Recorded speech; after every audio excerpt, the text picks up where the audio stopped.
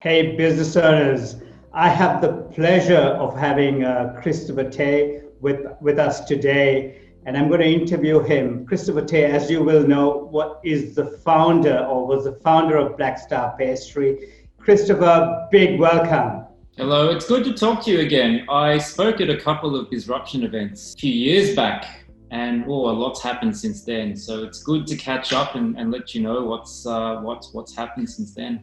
Absolutely, Christopher. We had you in 2016, and we had you a couple of times because of the interest of everybody when you first spoke. And it's been a while, as you mentioned, since then. The disruption community is over 10,000 people now. Right. And so the disruption community has grown as well. But I was super keen to talk to you. For the business owners who haven't met Christopher Thé yet, Christopher started a cafe in 2008 in Sydney, Newtown. And most cafes, as you know, struggle to grow and have even sustained 5 people. But Christopher, by the time he sold his business, Black Star Pastry, had over 150 people working for him. Christopher, I'm sure everybody wants to know, what did you do differently? What did I do differently? Look, I think I've had a great run, a bit of a unicorn in terms of what happens in hospitality businesses.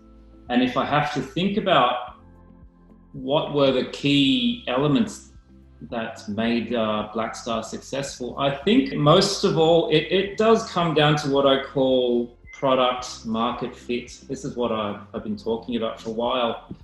Unfortunately, you don't know if you've got it really until it starts to kick off. And that's why you kind of have to keep nutting at it and maybe change what you're doing a couple of times. But if you remember, we opened in 2008, and that was immediately as the GFC hit. That's correct.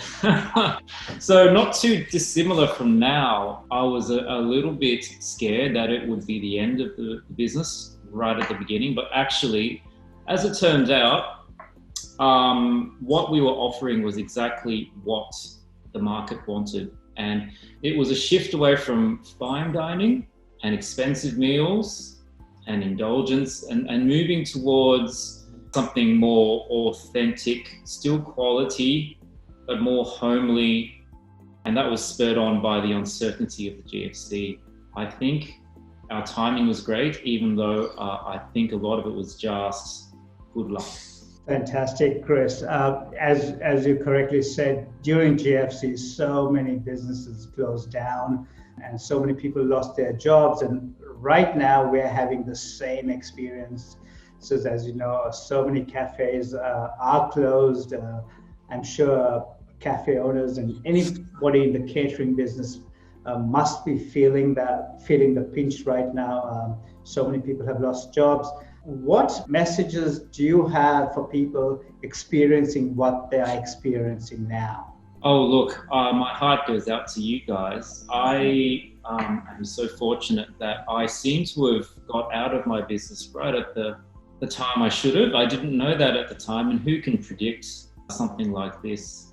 I mean, what I would say is I've seen businesses that have pivoted and adapted, and they're doing well and actually learning how to cope. And some of them are actually making more money than they were before. Wow. Yeah, it's hard. Not everyone can do that, but some of them have really been forced to look at their business systems and their formula. And I think what's happened is COVID has forced them to maybe cut out some of the parts of the business that actually weren't that profitable. Right. They've learned some new skills. And right now people are wanting local and real, and the people who can offer that, adapt their business to offer local and real, they've done okay. So bakeries are doing really well. Some cafes are doing better.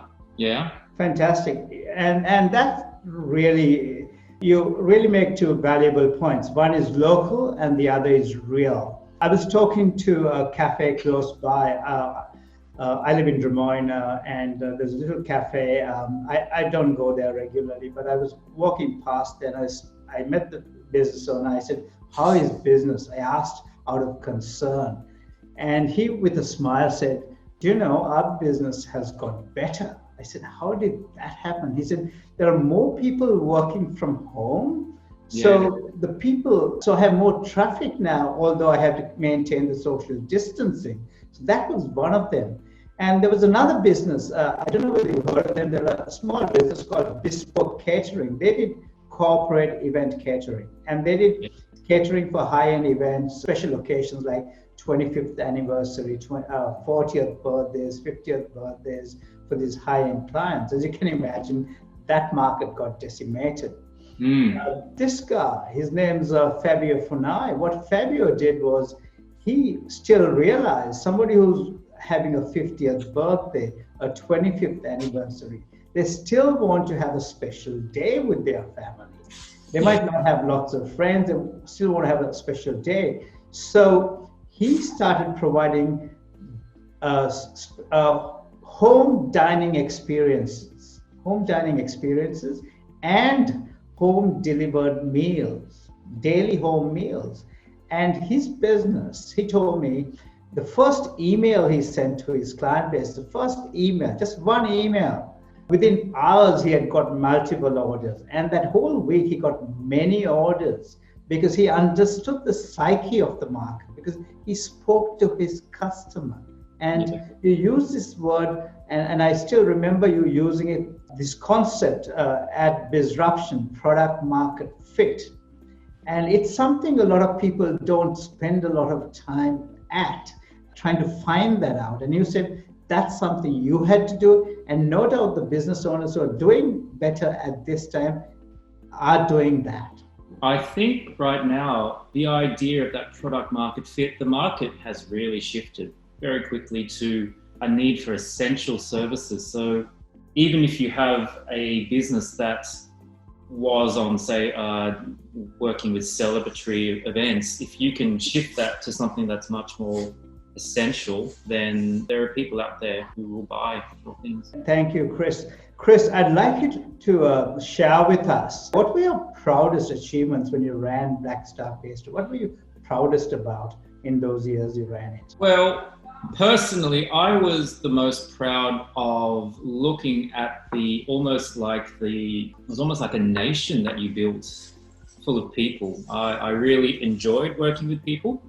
I loved watching them grow as professionals and build lives for themselves, learning skills, and then some of them have gone on to open their own shops, and that's, very gratifying for me. I was most proud of that brand that I built. There was a point where I think you start off as either you can make something or you're good at something, but then you need to shift to someone who builds almost like a brand, and I really enjoyed doing that, and to do that well, people must understand what that brand is all about. The clearer you are with your message that we do this, we make this really well, and we stand for this, and we won't compromise on this, I think the easier it is for you to find that right market, and the people who are like-minded will naturally come and find you. Fabulous. Chris, you speak of building a brand. You clearly built a brand, not just a brand, but you also built a brand and business that was sustained over a 12-year period, and then you went on to sell it. But most importantly, in this era of social media, and when there's so much competition, there's so many influencers on Instagram, on Facebook, you created the most Instagram cake in the world. Now, tell us, everybody wants to know, how did you do that? Well, the creation of the cake it's something that just dreamt up in my head, and you can't really explain too much into that, except that generally you find that your creativity is the culmination of all the things that you're influenced in. It's not just food, it's music, it's people, it's news, it's stories, literature, movies, things you've eaten. I think what really worked was it just really caught people's imagination, and it was different. It was different. I mean, different in a way that it's still cake. Nothing was new there, but just an angle that people hadn't seen. I think that is really hard to do And I think the great chefs and pastry chefs and bakers, they can do this. They can take something as similar as, say, a vanilla slice or a croquembouche, and then give it an angle that no one's ever seen, because that's very hard to do, and those things really impress me. So it was just something that just captures your imagination, very visual, and once people, you've got the visual hooks and people want to know more, and that just brings them into the shop. Chris, I'm going to come back to you on the creation of the cake, because I'm sure that's something everybody wants to know. However, I'm going back to creating the most Instagram cake from a perspective of, amongst all this noise we get on social media, you were able to take your brand and business and you were able to make it stand out. I know when you started your business, you were a chef. You shared with us at Disruption the first photo, and I'm going to show viewers share that photo with your permission, if you don't mind. The first day you opened the cafe, and so how did you go from there to market your business? So what are the things you did to market your brand and business that became this highly successful brand? Okay, so from startup, you're just trying to survive. You're like a little baby turtle trying to get to the ocean. You do whatever you can, but you can only survive like that for so long. Unfortunately, a lot of businesses don't get through that point.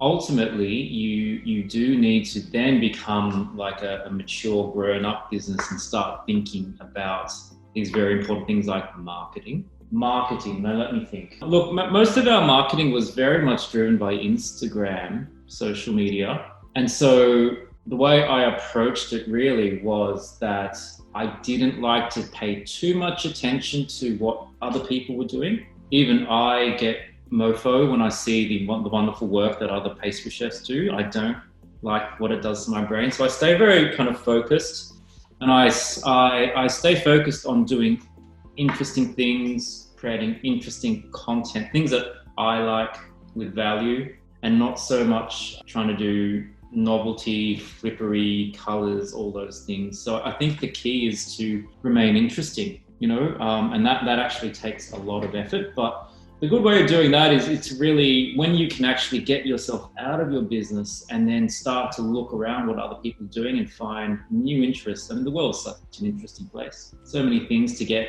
passionate about.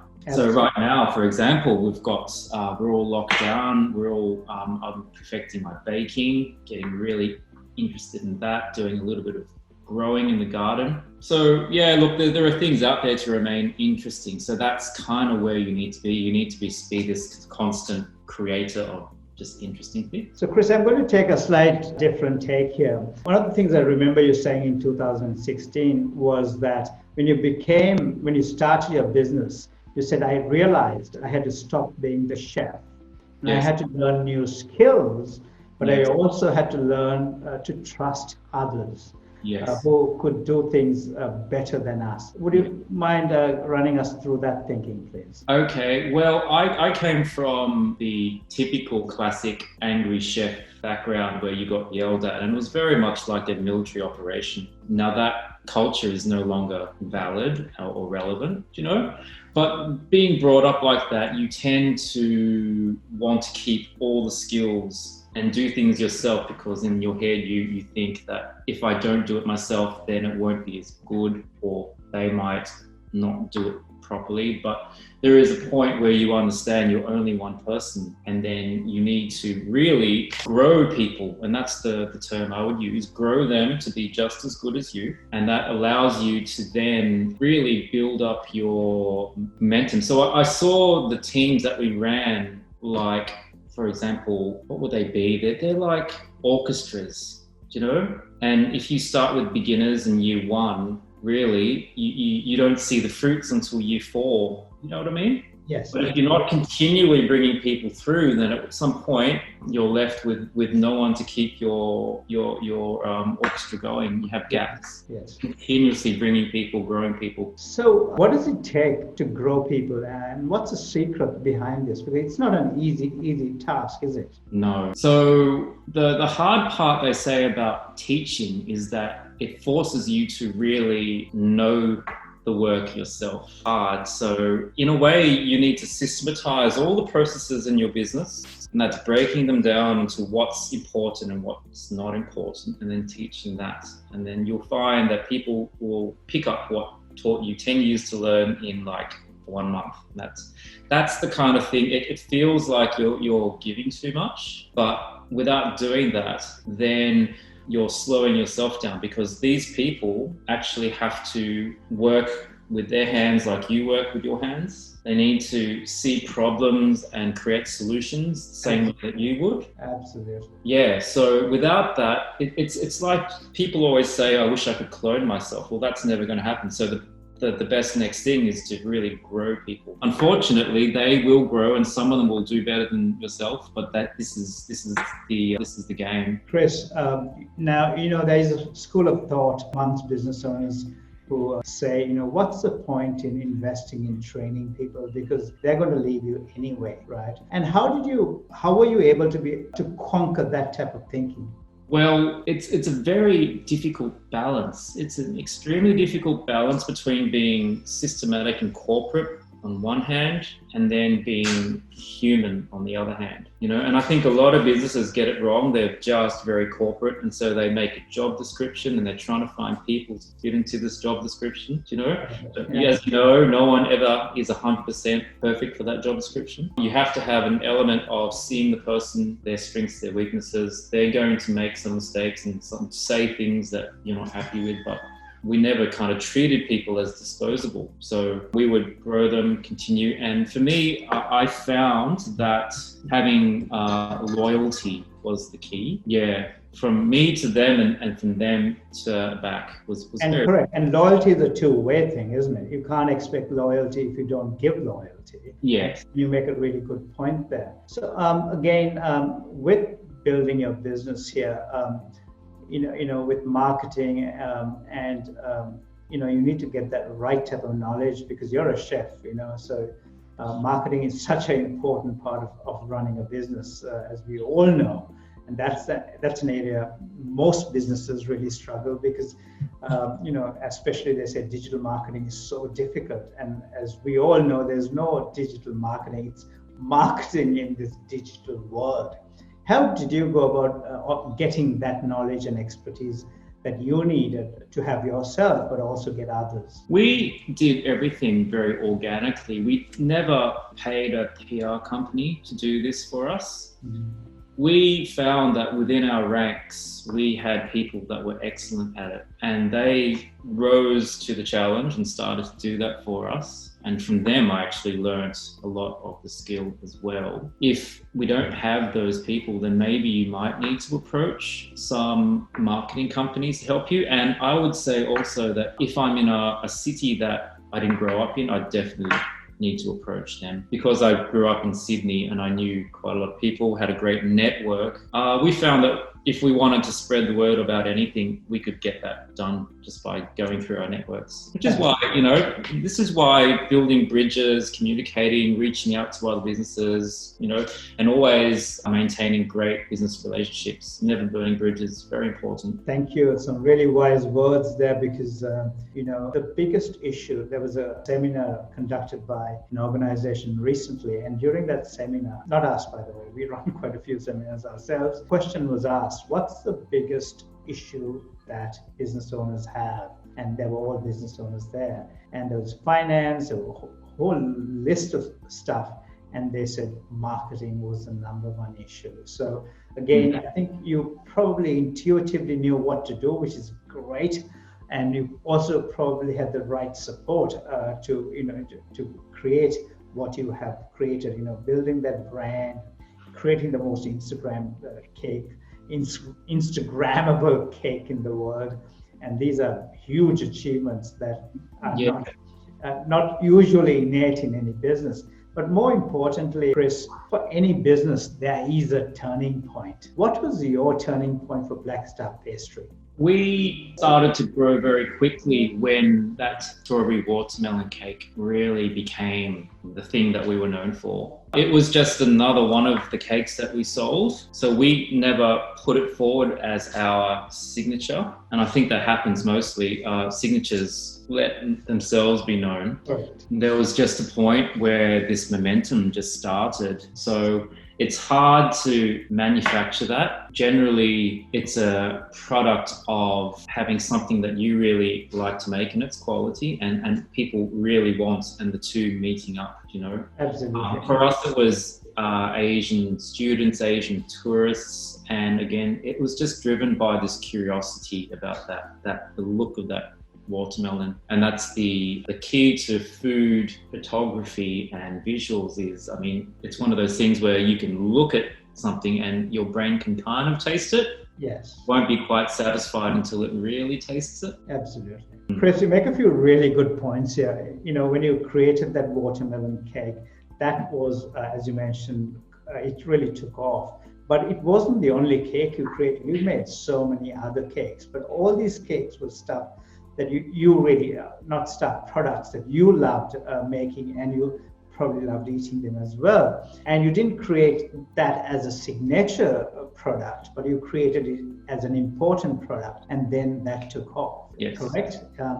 And which year did this happen? 2011, I remember that our twins were born in the end of 2011. We were still making very small amounts. So it would have been really 2012 where it really took off. I remember back in 2011, actually, we didn't even have much of a Facebook account, even back then. There you go. And I know you first started using Facebook and then you went on to use Instagram, and you used both platforms powerfully. I even remember the story where you shared a story where you put some dough and said, you know, hot cross buns are coming for Easter, book yours early enough. And the next order you said sold out. Can you run us through that story? Well, I would say, I mean, we were only a small place, so we would sell out quite quickly because we didn't have a lot of oven space. But we found that people, if we did post anything like that, hot cross buns, then they would get traction. And the interesting thing about social media, those platforms, they give you quite good analytics. So like most of ours, the vast majority of the people who are following us are from that catchment, very local. So we found that really effective. Whenever we had something interesting, we'd post it and then people would come. Fantastic. Thank you. So you were looking at data, and that's one of the most important things when people are using social media. So for all the viewers out there, Chris also knew to look at the data, but he also knew that what his market was. His market was at that time a local market. So he was really reaching out to them.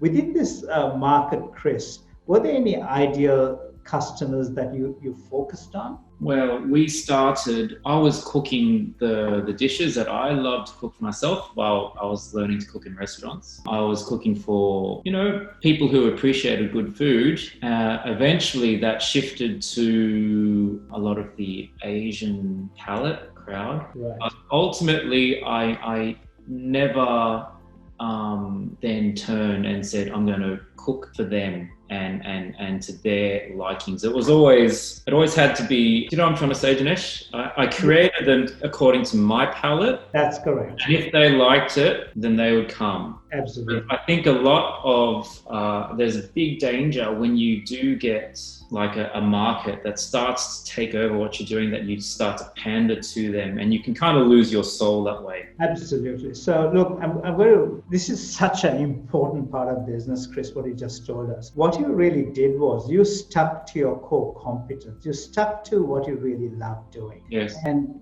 you knew that there were people who enjoyed your type of food, that quality, the authenticity you spoke about earlier, and you didn't waver from that. A lot of businesses, what we lose our soul because we forget why we started. We forget what we are best at, and sticking to your knitting is what really made sure that people started loving what you did. And initially it's a small crowd, then the crowd gets bigger and bigger and bigger. And as you also told us, digital marketing is a powerful medium, but for digital marketing to work, we must know what we are best at. And this stuff must be still so good, because if our quality is not at the best, if it's not world class, people don't tell others. And by sticking to your soul, you're able to do the best work you can ever do, and you love doing. And I think that makes you a stronger leader. And this is what I've seen working with over 5,000 business owners in the last few years alone, Chris. And what you said there was so valuable. You were about to tell me something. Would you like to add to that? I think in the past, there's been a lot of talk about passion, and I think it can be misleading, because just because you're passionate about something doesn't mean that it's going to be successful. We know that. Yes. A whole lot of other factors involved, like fundamental business accounting and so forth. But I think the role of passion is to drive your quest for excellence. Right. And if you are going to be known for one thing and it's the best that you can do, then your passion will make sure that the quality is always high. Without that passion, it'll just kind of fizzle. You'll get bored. But with that passion, you just keep going deeper and deeper and deeper into what contributes, what makes up quality in the product. Thank you for sharing that. And what do you mean by deeper and deeper and deeper? Is this constant experimentation of making better and better and better products and better services for your customer. And you used the words before, product market fit. And what it means by product market fit is the right product for the right market, but also, as you correctly said, it has to work with the business, with the accounting, with all aspects of that business. You must be able to replicate it, and you also need to have the processes in place in the business that not just you can make it, but others can make it, and you can grow a team that you can depend on for that. And that's what I've learned from you through all what you've said, Chris, which has been super powerful. Now, one of the questions I want to ask you is, any business owner, right? These are tough times. They are. And most businesses go through really hard times. And there are so many times businesses feel like, I've had enough, I'm going to close down, I've had enough. Have you felt like that? And what have you done when you felt like that? We actually grew very slowly, despite what it looks like from the outside in. So we always did it with the minimum of risk, debt, but it meant basically that every time we grew, and we would have to grow because we would outgrow our capacity, there was some very, very, very uncertain times. Every time we moved our production somewhere, maybe 6 months, it was on a knife edge. I know a lot of hospitality runs like that. I think what this crisis has shown us is that we as a industry need to have more buffer, less leverage, less kind of less risk. I would say that every business needs to have like 3 months worth of cash just behind them. So really going into the why we did so, everything was going so well, but in the back of my mind and my wife's mind, who ran that business with me, we knew that there was a chance if something happened, say strawberries disappeared, that wouldn't be good. So really it was about starting to de-risk ourselves, and that's why we started to listen when people approached us to partner, because we'd been approached all the time, being quite a well-known company. So that was the main reason, just to de-risk, because there's a really good saying, Dinesh, and this is what I live by, and they say, what do they say? They say turnover is ego, right? What's the next part? Profit is reality. And cash flow is sanity. And there was some really, really awful times where you didn't sleep, where you kind of did your numbers, you knew everything would be okay if everything tracked well in 6 months, but you're still struggling to pay your staff, and that's not great. That causes you to go crazy. So for the guys who are out there who may be facing that right now, when we went through this, we would go through, I mean, business is cyclical, right? You go through these amazing like highs where you're on top of the world, let's buy that equipment, buy this. And then there are times you're at the bottom and you've got to dig yourself out, and it just goes up and down like that. But there was the closest we came was when we went into Moore Park. We opened that. It was a big step, cost a lot of money, and then we opened, and it just the savings we were getting weren't quite matching up to our expectation on, you know, the efficiency of our new machines. So we basically, I just put myself in a room, pulled everything apart, rejigged all the pieces until I had a financial kind of system that worked. And there were some tough choices there. We had to let go of quite a few people. We had to let go of products that I really loved that weren't making money, such as sourdough bread. But we did get through it, and just being like, you need a great accountant who's going to help you to get through this. So we would look at we got very good at doing management reports weekly. You need to do that weekly, monthly. It's hard to know. Weeks are very short. Correct. But if you're not doing your management reports, then you'll end up in trouble before you know it. Yes. So again, some really, really valuable points there, Chris. If you allow me to summarize, like all businesses, when you go through tough times, there are some really important decisions to be made. Looking at your cash flows, you've got to cost, and in the process of cutting costs, it might be that you have to cut people, but also you need to cut products and services that are not creating a yield or creating value for the business. And even though you may love these products, it's hard to let go of people and products because they're like your babies. You have to let them go. The other thing you pointed out is that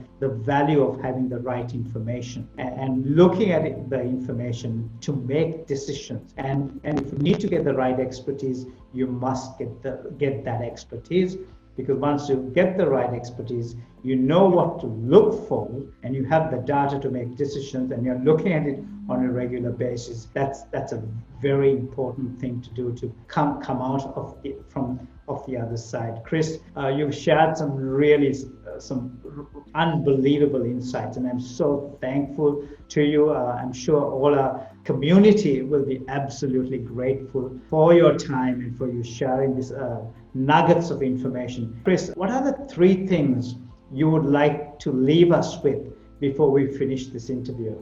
Okay, just following off that last conversation, for us, there was one KPI that was above and beyond everything else, the most important. And this is coming from a chef who cooked and cooked and cooked. And now I'm talking about KPIs. So you do have to grow, and the business will demand that you keep growing and learning. You need to learn about finance, projections, budgets, all those things. So what I would say is our main factor KPI in hospitality was, for each dollar of labor, this product, how much is this team bringing into the business for each dollar of labor I put into it. So for example, the strawberry cake, the factor was for every dollar I put in, they bring in $12 back. But things like the bread bakery, because I'm not set up for that properly, for every dollar I put in, it was bringing $1 back. And once I understood that, it was an easy decision. Necessity, I mean, in the mother of invention, that's what they say, right? So we had our staffing somewhere, I'm not going to give you the exact amount, but I mean, at the $80,000, $90,000 per week. We did our numbers, we worked out we could only afford $66,000 per week. And if you asked me